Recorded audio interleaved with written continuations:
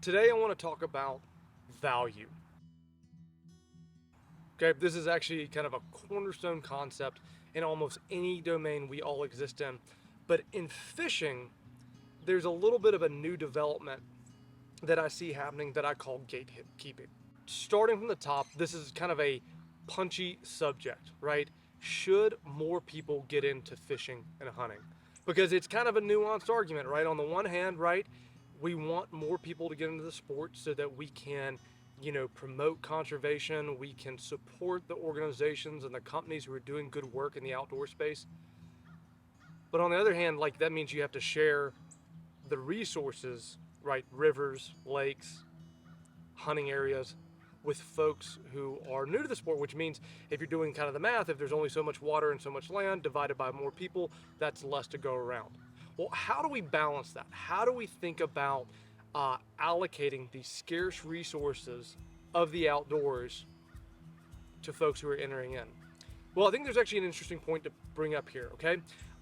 I actually don't find it very interesting to talk about, like, should we get more people into the sport when we only have so many rivers? Because I think that argument literally kind of devolves into, do you want to share your rivers with people you don't like, right? And that's more of a personal question. I don't find that interesting as an economist. What I do find really fascinating is the more activist and species preservation aspect of conservation. So here's how this goes, right? You have bull trout out west, Coosa or Tallapoosa bass here in the southeast, Guadalupe bass over in Texas. Species that are found nowhere else on earth, yet people like to catch them because, I mean, again, that's fun, it's fishing, right? And how do we balance wanting to preserve the species and ensure it's here for future generations while also, wanting to catch the species? And here, economics has a lot to say about it. And so actually, I think if there was ever a concept that was going to get people mad at me, I think it would be this one. But I want to unpack the economics here because I think it actually makes a ton of sense when you think about this. So let's start off first with kind of the goal, right? When we talk about native species, species found nowhere else except for, that one location they're found. Okay? On the one hand, right, there's a tension that you should lock out people from accessing this resource so that the species can survive, right? It makes kind of intuitive sense, and I call this gatekeeping, right? Putting a gate around the resource so no one has access to it, so it's actually protected. Now, as appealing as that sounds, we have to circle all the way back to the very front thing that I talked about, which was value, right? We value this species and we want to protect it. Well, how do we measure value? And again, if you're from a thought pattern here that things can't be measured, we just value them, it's all or nothing, I can't really speak to that. But economics actually, and specifically environmental economics, has a lot to say about how we value species. So I'm going to break this down really quickly because I think it'll help us kind of section off in our heads what we're actually talking about. So in economics, when we talk about value, we talk about three different things: use value, option value, and existence value. Okay? And these are three different concepts altogether. So let's start off with the first, right? Use value. This is the monetary value that folks get from using a resource, a product, a park, anything along those lines. So if you've ever gone like, hey, I want to go to Yellowstone National Park, and you have to pay a lot of money to get there, flights, all that kind of stuff, right?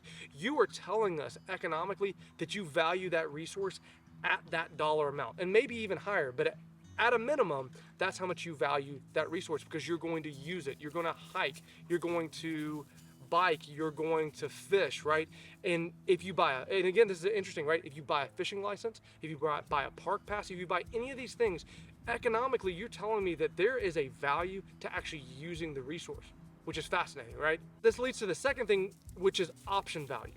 Option value says, look, I can't use this item or this resource or this product right now, but I'd love to keep the option available to use it in the future. So this is one of those things, like, I haven't been to Yellowstone National Park since I was a kid. I would love to keep that option on the table so one day I could go and fish for cutthroat trout out there, right? So if Trout Unlimited or another conservation organization runs an ad and says, hey, donate to our cause so we can preserve Yellowstone cutthroat, I may donate. Now, what's kind of clever about this, right, is that I am not donating because I want to use the resource right now, right? I'm in Alabama. I'm not going to fish for cutthroat trout right now. But the thing is that in a couple of years, I do want to consume that resource, or I do want to be part of that resource. And because of that, right, I am willing to spend money today to keep the option available in the future. And this is actually where I think a lot of conservation efforts are kind of grounded in. And it's a good thing, right? It's saying, look, you can't use this resource right now, but you'd like to in the future. Think about like redfish preservation projects in Florida, Louisiana, and the Gulf Coast of Alabama and Mississippi. Okay? CCA runs a lot of programs trying to increase conservation for redfish on these coasts. Why?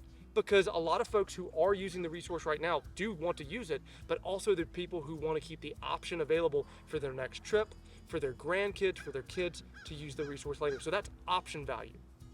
The last thing is existence value. So this is our third form of value in econ.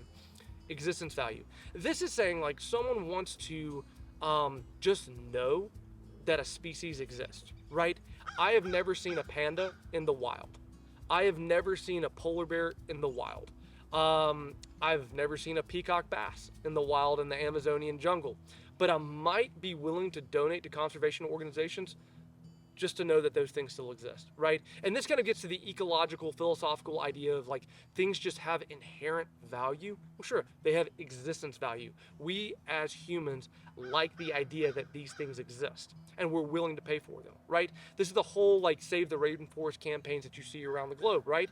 A lot of these folks are never going to use the rainforest, aka go on a hike in the rainforest and experience it. They actually don't care about keeping the option on the table because they never plan to use that. But they like the idea of knowing, right, that the rainforest and the Amazon are robust, healing, and growing, and they're willing to pay money for that. Okay? Now, it sounds like when I've broken this down that there's silos, right? Use value, option value, existence value, and they all kind of are separate. No, that's not how it goes. All of these combined give us the actual true valuation of a resource when we combine its use value, option value, and its existence value. So let's now kind of apply this, right, into the actual controversial topics of should more people be experiencing and fishing and hunting these species. First, bull trout are native to the western United States and Canada. Should people fish for them? If we say no one should fish for bull trout ever, right, this species is endangered, we should cut it off, no one should have access to it. Think about what this means for the actual valuation of the species. We are saying that we are going to cut off the use value and the option value of the species and only let the third, right, the existence value of the species speak for itself. That should actually cause a lot of us to pause and be a little troubled, right? Because basically we are cutting the amount of value given to a species by 2/3, if not more, right? I think, again, selfishly, a lot of anglers value these species because we like to catch them. You take that off the table, sure, we like to think that, bull trout still exist. Maybe I'm a pessimist, aka an economist, but I just don't see that happening, okay? Roll it forward to another species, okay? Tarpon, a premier saltwater species, right? The great thing about tarpon is they're not good to eat. So they've always had like a nice catch and release potential about them because nobody wanted to eat a tarpon. But let's think about this. If we locked down and said no one can fish for tarpon anymore, what would that do to the species? Well, one, people wouldn't be able to book guides anymore to go fish for tarpon.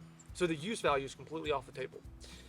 Without there ever being a hope for, fishing for a tarpon in your life, the option value is taken off the table. So this relegates tarpon to basically the same bucket as trying to preserve pandas and polar bears and things that we'll never experience in our lives, but just need to have the existence value for them. Again, that reduces the economic value for that species, which again, for me, it's troublesome, right? We are leaving a lot of options on the table, right, for valuation of these species. Last one, and this one's near and dear to my heart because I was recently exposed to these 4 species of bass here in Alabama that are found nowhere else. The Coosa bass, the Tallapoosa bass, the Cahaba bass, and the warrior bass. I have not experienced red-eye bass until the past couple years when I've been doing film projects around the species and learning why they're such a cool species. So, folks would say, Ben, should I be prevented from using the species? And here I think there's a really, really important point. If no one knows what something is and knows no reason for them to value it, their latent valuation of that is going to be $0. What this means is people's use value of these species is 0.